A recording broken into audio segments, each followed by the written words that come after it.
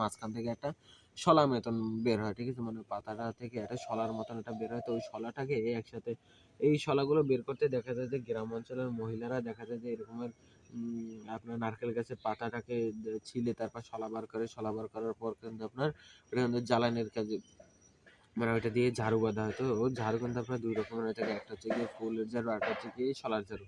তো এই সকল শলার ঝাড়ু কিন্তু আপনার শহরেও দেখা যায়, ঠিক আছে? আবার শহরে খুব কম দেখা যায়, কিন্তু গ্রাম অঞ্চলে যাদের কাঠের ঘর, মাটির ফ্লোর তাদের কিন্তু দেখা যায় যে বেশি। কারণ তারা কিন্তু এই শলার ঝাড়ু দিয়ে কিন্তু মাটির ঘর পরিষ্কার করা খুব সুন্দর, কারণ মানে মাটির ফ্লোর পরিষ্কার করতে খুব সহজ হয়। ফুলের ঝাড়ু দিয়ে কিন্তু পরিষ্কার হয় না।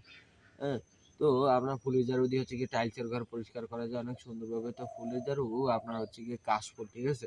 কাশফুলের যে বাগান থাকে, ওই কাশফুলের বাগানে যখন ফুলটা ফোটে, ওই ফুলটাকে আপনার কেটে নিয়ে এসে যখন ওই সাদা পাপড়িটুকু যখন ঝরে যায়, তখন ওই ফুলটুকে কেটে নিয়ে এসে তারপর ওইটা দিয়ে কিন্তু ফুল ঝাড়ু বানানো হয়, ঠিক আছে? তো এই কথাটা বলতে গিয়ে এমন একটা কাহিনী মনে পড়ে গেল, সেটা হচ্ছে কি আপনার আমার স্কুলের পাশে এক জায়গায় একটা মাঠ, ঠিক আছে? মানে একটা বালুর মাঠ আছে। তো ওই মাঠে আপনার অনেক হয়, মানে অনেকগুলো আপনার আম হয়ে রয়েছে, মানে কাশফুলের যে ঝোপ ওইগুলো হয়ে রয়েছে। তো কাশফুলের ঝোপগুলো যখন ১ম হয়েছিল, তখন ওগুলো কিন্তু সেই জমির মালিক আপনার কেরোসিন দিয়ে তারপর পুড়ে ফেলেছে। তো কেরোসিন কিনতে গিয়ে কিন্তু তার অনেক টাকাও লস হয়ে গিয়েছে জমি পরিষ্কার করতে গিয়ে।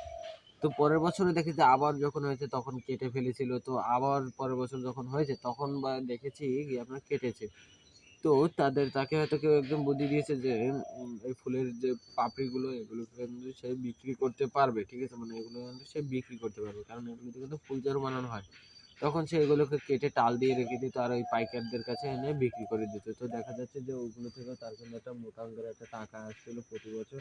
এ তো মানে তো মূলত যারাই এই সকল মানে কাশফুল বাগান দেখবেন যাদের জমিতে, তারা কেটে ফেলবেন না। তো তারা ওগুলোকে কেটে স্টক করে রেখে দিয়ে সেই ফুলঝাড়ু যে ফ্যাক্টরি যে করায় সেখানে যোগাযোগ করে পাইকারি দরে আপনি দিয়ে যেতে পারেন। তাহলে দেখা যাচ্ছে আপনার ওটা থেকে কিছু টাকা পেতে পারেন আপনি। হ্যাঁ? তো ১ম কিন্তু সে ভেবেছিল ওইটা যে একটা আপনার ওইটা একটা আগাছা। তো এখন দেখাচ্ছে যে সে ওটা দিয়ে তার একটু মানে অল্প কিছু টাকাও সে পেয়ে গেল, মানে ওইটা দিয়ে। হ্যাঁ? মানে ওই জিনিসটা দিয়ে আপনার সে অল্প কিছু টাকাও পেয়ে গিয়েছে। মানে এখানে অনেক বগ আর আপনার কুক পাখি, ঠিক আছে? তো মানে ওগুলোতে অনেক জ্বালাতন করছে। হুম? তো আপনার যেটা বলছি সেটা হচ্ছে গিয়ে আপনার এই যে